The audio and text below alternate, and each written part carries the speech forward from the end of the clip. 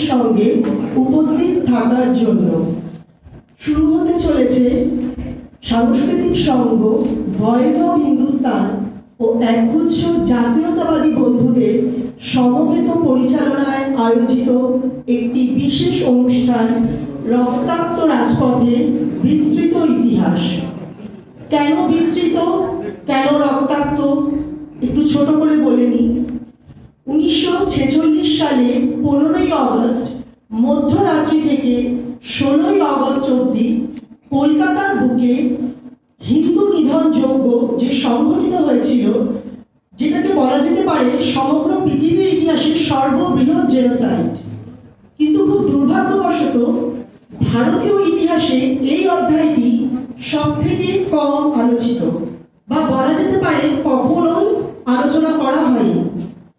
আজ আমরা এখানে মিলিত হয়েছি 78 বছর আগে কলকাতার বুকে সংঘটিত সেই হিন্দু নিধন যজ্ঞ সম্পর্কে কিছু গুণী মানুষের থেকে তাদের বক্তব্য শুনব। উদ্দেশ্য আমাদের ভবিষ্যৎ প্রজন্মকে সচেতন করে যাওয়া।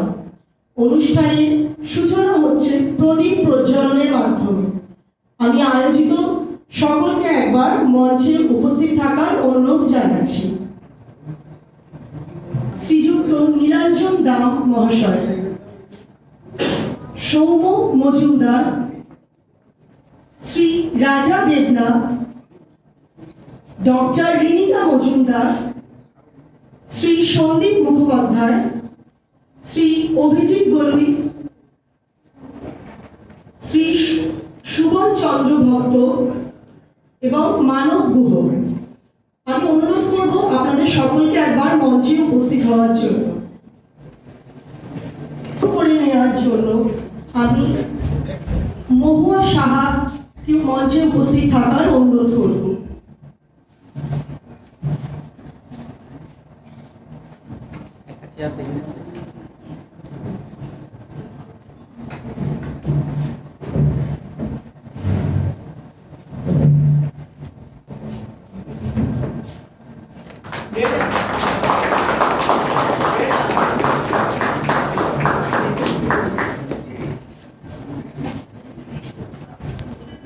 একটু মঞ্চে উপস্থিত থাকবেন শ্রী সৌম্য মজুমদার, শ্রী রাজা দেবনাথ, ডক্টর রিনিতা মজুমদার,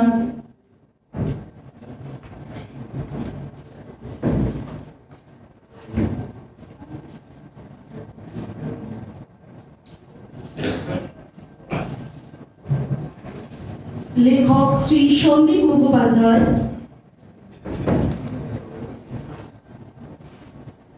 অধ্যাপক অভিজিৎ গলুই মহাশয়,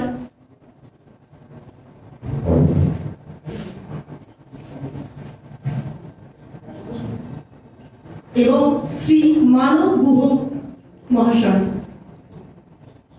এবং গবেষক শ্রী নিখিল চন্দ্র বৈদ্য মহাশয়। এরপরে আমরা আমাদের এই সুবক্তাদের একে একে বরণ করে নিচ্ছি।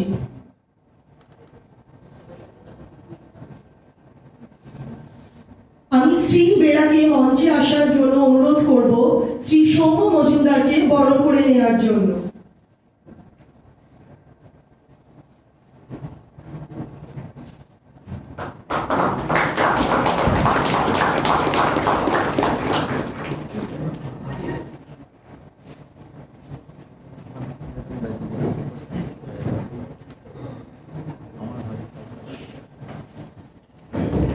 এরপর মঞ্চে আসার অনুরোধ করব সোমা পাত্রকে। উনি শ্রী রাজা দেবনাথ মহাশয়কে বরণ করে নেবেন।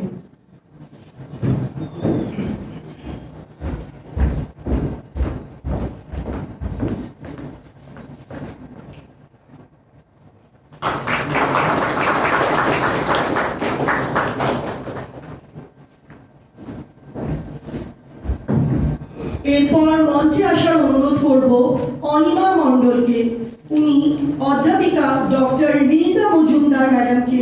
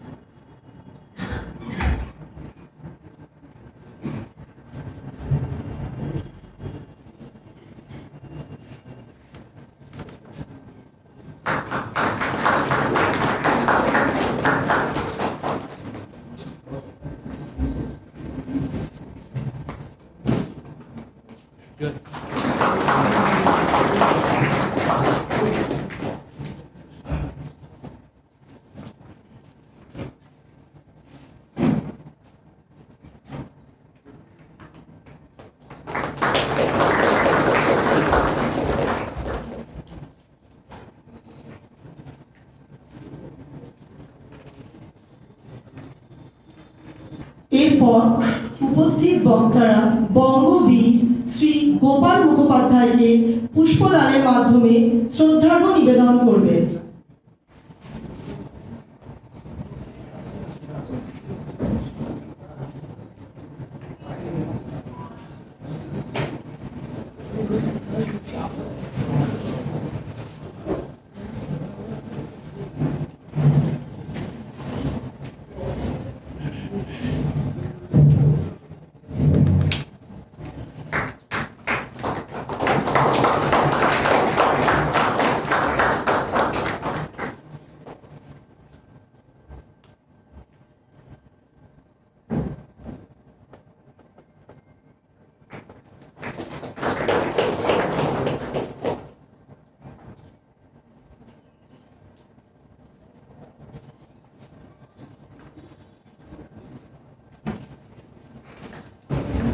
আমাদের অতিথিদের বরণ পর্ব হয়ে গেছে, এখন পুষ্প নিবেদন চলছে।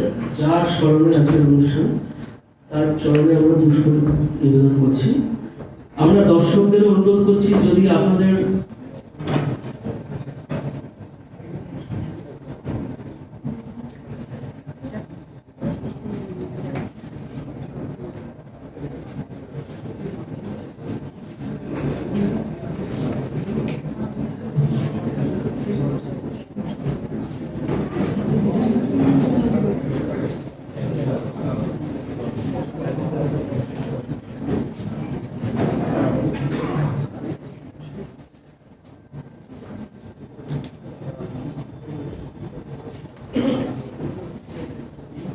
মুখোপাধ্যায়কে শ্রদ্ধা জ্ঞাপন পর্ব।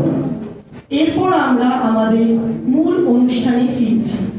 আজকের এই অনুষ্ঠানে প্রথমেই বক্তব্য রাখবেন সুবক্তা শ্রীযুক্ত নীলাঞ্জন দাম মহাশয়। ওনাকে পোডিয়ামে আসার জন্য অনুরোধ করছি।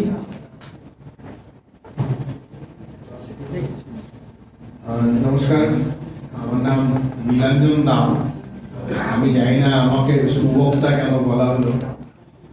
তো আমাদের এই জাতীয়তাবাদী সার্কেলে আমি খুব একটা পরিচিত মুখ নই, যদিও মানে এটা বিকজ অফ আমার নিজে আমি একটু ইন্ট্রোভার্ট, একটু শাই, সবার সঙ্গে নিজে খুলে কথা বলতে পারি না, ভালো কথাও বলতে পারি না, সেই জন্য খুব একটা পরিচিত মুখ নই। বাট আমার কোচবিহার আমার জন্মভূমি, জন্মস্থান কোচবিহার বা নর্থ বেঙ্গল, এবং কলকাতায় যতই জাতীয়তাবাদী এই ধরনের কার্যকলাপগুলো হয় আমি সবসময় থাকার চেষ্টা করি এবং থাকিও, কিন্তু সেটা ব্যাক অফ দ্য স্টেজ পরোক্ষভাবে থাকি। তো জানি না সায়ন, সুমন বা ভয়েস অফ হিন্দুস্তান ওরা হঠাৎ করে কেন আমাকে ব্যাক অফ দ্য স্টেজ থেকে নিয়ে আজকে স্টেজে নিয়ে এসছে। আন্তরিক ধন্যবাদ সবাইকে, ওদেরকে, যে আমাকে একটু কিছু বলার সুযোগ দেওয়া হলো। আমি এটাকে বক্তৃতা বলবো না, কারণ বক্তৃতা দিতে পারি না। জাস্ট আমার গত 40-42 বছরের নিজস্ব কিছু এক্সপিরিয়েন্স, কিছু উপলব্ধি, এটাই আপনাদের সঙ্গে শেয়ার করি। মঞ্চে যারা উপস্থিত রয়েছেন তাদের সবাইকে আমার প্রণাম জানাই, জানিয়ে কটা কথা বলি। আমাদের এখানে আজকে তথাগত রায় স্যারের আসার কথা ছিল, বাট উনি কোনো কারণে আসতে পারেননি। তো যেটা বলছিলাম, আমার নাম নীলাঞ্জন দাম। আমি একটা উদ্বাস্তু পরিবারের দ্বিতীয় প্রজন্ম। আমার ফ্যামিলি যা ছিল সেটা পূর্ব পাকিস্তানের ময়মনসিংহ জেলার শেরপুর উপজেলা, যদি সেটা এখন একটা জেলায় কনভার্ট হয়েছে। শেরপুর উপজেলায় চরশেরপুর নামে একটা গ্রামে আমাদের বসত ভিটা ছিল, জমি জমা ছিল। কিন্তু আমরা ব্যবসায়িক পরিবারের, এবং আমাদের যেটা আমি শুনেছি আমার ঠাকুরদার কাছে, আমার ঠাম্মার কাছে যেটা শুনেছি, যে আমাদের পারিবারিক ব্যবসা ছিল শেরপুর শহরের কেন্দ্রস্থলে, এবং ওই যেটাকে রাখি মাল বলে, মানে আমাদের নর্থ বেঙ্গলের ভাষায় রাখিমাল, মানে যেটা বেসিক্যালি ওই গ্রসারি আইটেমের স্টকিস্ট, যেটা এফএনবি যেটা হয়, সেটা আমাদের কলকাতা থেকে জিনিসপত্র নিয়ে গিয়ে ওই শেরপুর শহরে স্টক করে রাখা হতো এবং যারা রিটেল দোকানদার, খুচরো দোকানদার, তাদের কাছে বিক্রি করা হতো। তো সেখান থেকে আমি বলছি না যে আমাদের ওই যেটা মানে সাধারণত বাঙালদের যেটা খিল্লি করে বলা হয় যে পুকুরে ইলিশ মাছ ইত্যাদি ইত্যাদি, সেরকম আমাদের কিছু ছিল না, বাস ঠিকঠাক ছিল। সেখান থেকে হঠাৎ করে কেন আমার ঠাকুরদা স্বর্গীয় যোগেশচন্দ্র দামকে তার 4 বছরের ছেলে আর 1 বছরের মেয়েকে কোলে নিয়ে, তার স্ত্রীকে নিয়ে এক বস্ত্রে কেন ময়মনসিংহ থেকে পালিয়ে, আমি বলবো না যে চলে এসছে, আমি স্বীকার করি, পালিয়ে কেন উত্তরবঙ্গে চলে যেতে হলো, উত্তরবঙ্গ মানে আসাম আর বেঙ্গল লাগোয়া জায়গায় কেন চলে যেতে হলো, তার কারণটাই কিন্তু আমরা আজকে ডিসকাস করতে এসেছি। তো এই যে ডাইরেক্ট অ্যাকশন ডে যেটা নিয়ে আজকে আমরা কথা বলছি, আমরা নিজেদের মধ্যে আলোচনা করছি, সেটার পরিধি শুধুমাত্র যে কলকাতা সীমাবদ্ধ ছিল না, তার জলজান্ত উদাহরণ আমি একটা উদ্বাস্তু পরিবারের সন্তান, এবং সেই উদ্বাস্তু হওয়ার যে যন্ত্রণা, সেটা আমি আজও সহ্য করে যাচ্ছি, হয়তো আমার নেক্সট জেনারেশনও করবে, তারপরে হয়তো কি হবে আমি জানি না। আমার পরিবারের, আমার ঠাকুরদার যেখানে জন্ম হয়েছে, তার সেই সৌভাগ্য হয়নি, সেখানেই সে তার শেষ নিঃশ্বাস ত্যাগ করে। আমার বাবারও হয়নি, আমারও হয়নি, হবে না। কারণ আমার পরিবার একটা সলভেন্ট পরিবার, সেখান থেকে হঠাৎ করে কেন দিনমজুরে পরিবর্তন হয়ে গেল, তার কেন দিনমজুরে কনভার্ট হয়ে গেল, সেখান থেকে আমার বাবা কিছুটা স্ট্রাগল করেছে, সেই স্ট্রাগলটা আমি কন্টিনিউ করে যাচ্ছি, করতে করতে আমি এখানে এসে বসেছি। তো এই যে স্ট্রাগলটা হয়তো অনেকেই মানে জানে না, বোঝে না, এমনকি অনেকে সেটাকে ফিলও করতে পারে না। কারণ আমি দেখতে পাই অনেকের মধ্যে, আমাদের মধ্যেই অনেকের একটা ধারণা আছে যে যারা উদ্বাস্তু পরিবারের দ্বিতীয় প্রজন্ম বা তৃতীয় প্রজন্ম, তারা সো কল্ড সেকুলার হয়ে গেছে, তারা ভুলে গেছে যে যন্ত্রণাটা কি। তো আমি সাধারণত সুযোগ পাই না বলার আমার সেই কম্পিটিটিভসেও নেই আমার, আর আজকে সুযোগ পেয়েছি। আমি একটু অন্য খাতে গিয়ে আমি কয়েকটা কথা বলি যে এই যারা উদ্বাস্তু হয়ে এসেছিল 1946, 47, 48, 65, 71, 90 এবং 2001 এবং 2024 আজও যারা আসছে, তাদের মধ্যে কিন্তু আমি সরাসরি দুটো ভাগ আমি দেখতে পাই। একদল যারা স্লাইটলি প্রিভিলেজড, তারা হয়তো একটা মিনিমাম একটা সময় পেয়েছে, সুযোগ পেয়েছে, তারা ওখান থেকে যখন তাদেরকে চলে আসতে হয়েছে, হয়তো একটা নিজেদের মধ্যে একটু চিন্তা ভাবনা করে আসতে পেরেছে যে আমি আমার কোথায় গেলে আমার ভবিষ্যৎ সুরক্ষিত। আরেকটা দল, যেটা আমার ঠাকুরদাদের, তারা শুধু দেখেছে কোথায় গেলে আমার জীবন সুরক্ষিত, তারা ভবিষ্যতের কথা ভাবার সুযোগ পায়নি। তো যারা তাদের ভবিষ্যৎ সুরক্ষিত দেখেছে বা তাদের কাছে সেই সুযোগটা ছিল, তাদের বেশিরভাগ লোকজন তারা কিন্তু কলকাতা বা তার পার্শ্ববর্তী এলাকায় এসছে। Let it be from anywhere, সেটা চিটাগাং থেকেও এসছে, রংপুর থেকেও এসছে, ময়মনসিংহ থেকেও এসছে, বরিশাল থেকেও এসছে, কিন্তু তারা একটা মিনিমাম একটা সুযোগ পেয়েছিল চলে আসার, যেটা বহু লোক পায়নি, যেমন আমার পরিবার পায়নি। তাদের কাছে তখন একমাত্র একটাই চয়েস ছিল যে কত তাড়াতাড়ি, কত দ্রুত আমি একটা নিরাপদ আশ্রয়ে যাব, সেটা যতটা কাছে হয়। যেমন আমার পরিবারের ময়মনসিংহের কাছাকাছি সব থেকে নিয়ারেস্ট বর্ডার, সেফেস্ট বর্ডার ছিল বাংলা এবং আসামের যে জায়গাটা, ধুবড়ি, কোকরাঝাড় এবং কোচবিহারের যে বর্ডারটা, সেই বর্ডারটা।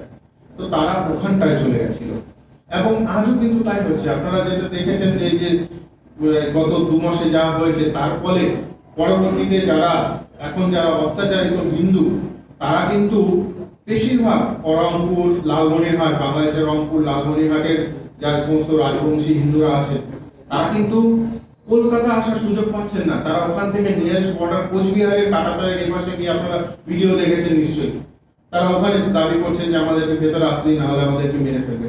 তো সেই জিনিসটা হয়েছিল বেশিরভাগ উদ্বাস্তুদের সঙ্গে, এবং সেই উদ্বাস্তুদের বেল্ট যেটা, সেটা কিন্তু আপনারা দেখবেন কোচবিহার, জলপাইগুড়ি, 2 দিনাজপুর, মালদা, মুর্শিদাবাদে কিছুটা, নদিয়া, এই অঞ্চলে যে সমস্ত উদ্বাস্তুরা যারা রিপ্রেজেন্ট করে বাঙাল উদ্বাস্তু, তাদের মধ্যে দেখবেন সেই সোকল সেকুলারিজমটা কিন্তু কম।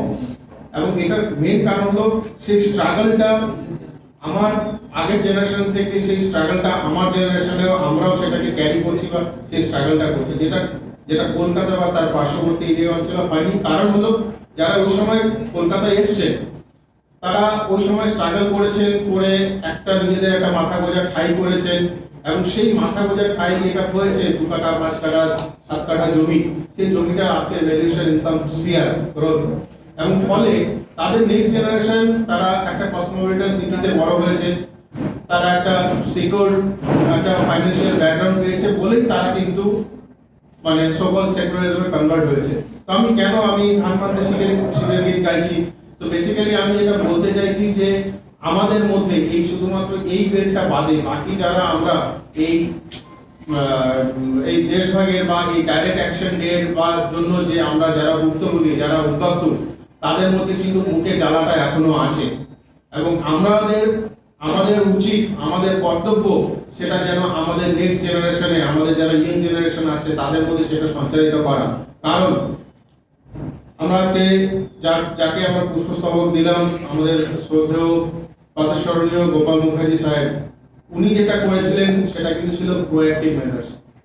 ডাইরেক্ট অ্যাকশন ডে হয়েছে, সুরাবর্তীর আদেশে আমাদের সো কল্ড মানে 1000 বছরের সেরা বাঙালি মুজিবুর রহমানের আদেশে আমাদের কলকাতায় যে হিন্দু নিধন হয়েছে, 16 তারিখে হয়েছে, 17 তারিখে হয়েছে, 18 তারিখ থেকে সেটা একটা রিটেলিয়েট শুরু হয়েছিল শ্রদ্ধেয় গোপাল মুখার্জি নেতৃত্বে, এবং যেটাকে কি বলে উইকেন্ড লং নাইটস বলে জানি, যেটা 16 থেকে 22 আগস্ট অব্দি, সেটা ছিল ওনার সেটা ছিল রিঅ্যাক্টিভ মেজার্স।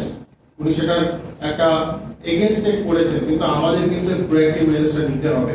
কারণ আমরা আশেপাশে দেখতে পাচ্ছি, আজকে বাংলাদেশে দেখতে পাচ্ছি, আমরা আমাদের ইভেন আমাদের কলকাতার পার্শ্ববর্তী, আমরা কদিন আগে আমরা উলুবেড়িয়াতে দেখেছি সিএ এনআরসির সময় কি হয়েছে, সেই মানে দুপে হায়নারা কিভাবে আমাদের উপর আক্রমণ করেছে, আমাদের সম্পত্তি ধ্বংস করেছে, আমাদেরকে বেসিক্যালি ওরা যেটা টার্গেট, সেই টার্গেটটা ওরা ফুলফিল করার চেষ্টা করেছে। কিন্তু সেটার জন্য যদি আমাদেরকে কিছু আগে থেকে যদি আমরা নিজেদেরকে সতর্ক না করি, আগে থেকে যদি আমরা সংঘবদ্ধ না থাকি, তাহলে কিন্তু একই ভবিষ্যৎ আমাদের ভবিষ্যৎ প্রজন্মের জন্য থাকবে। আমাদের পূর্বপুরুষরা বাংলাদেশ থেকে পশ্চিমবঙ্গে এসছে, আমাদের হয়তো নেক্সট জেনারেশনকে হয়তো এখান থেকে অন্য কোথাও যেতে হতে পারে। তো সেটা যাতে না হয় সেই জিনিসটা কিন্তু আমাদের করতে হবে, এবং আমাদেরকে সংঘবদ্ধ থাকতে হবে, আমাদেরকে নিজেদেরকে তৈরি করতে হবে। আমাদের ভবিষ্যৎ প্রজন্ম যেন ভুলে না যায় যে দেশটার নাম বাংলাদেশ নয়, দেশটার নাম পূর্ব পাকিস্তান। আমার ঠাকুমা, আমার ঠাকুরদা কোনো দিন বলেনি, মরার আগে অবধি কখনো দেশটার নাম বাংলাদেশ বলেনি, সব সময় বলতো পূর্ব পাকিস্তান, পূর্ব পাকিস্তান, পূর্ব পাকিস্তান। এবং সে বলার সময় তাদের চোখে মুখে সবসময় একটা মানে হতাশা, ঘৃণা আমি দেখতে পেতাম, এবং সেটা আমার মধ্যেও আছে। এবং আমি প্রাউড ফিল করি যে আমাকে অনেকে বলে যে তোমার পরিবার, তোমার ঠাকুরদা, তোমার বাবা তোমার মধ্যে ঘৃণা সঞ্চারিত করেছে। I am proud of that.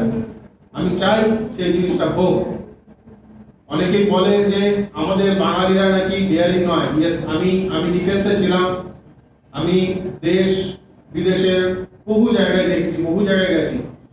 আমি বলছি আপনাদের, মানে সেই জাতিটা ওরা যতটা বলে যে মিয়া ভাইটা ডেয়ারিং, না, বিলকুল না, বিলকুল না। ওরা যতক্ষণ না ওরা 40 জন একসঙ্গে হচ্ছে, 50 জন একসঙ্গে হচ্ছে, ততক্ষণ পর্যন্ত ওদের মধ্যে কোনো ডেয়ারিং নেই।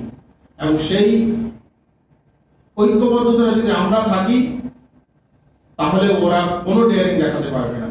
সেই আমি সবার কাছে আমার শুধুমাত্র এইটুকুই আবেদন থাকবে যে আপনারা আপনাদের আশেপাশে আপনাদের পরবর্তী প্রজন্মকে এবং যারাই আছে আপনাদের কলিগ, আপনাদের প্রতিবেশী, আপনাদের চায়ের দোকানে, আপনারা ইতিহাসটাকে ভুলতে দেবেন না, কেন হয়েছিল এবং এই ডাইরেক্ট অ্যাকশন ডে কেন হয়েছিল এবং সেটা যে মানে এন্ড অফ দ্য লাইফ ছিল না, সেটা যে প্রতিরোধ করা যায় এবং প্রতিরোধ বাঙালিদের মধ্যে থেকেই হয়েছিল, সেই জিনিসটা সঞ্চালিত করার চেষ্টা করুন আপনারা সবাই।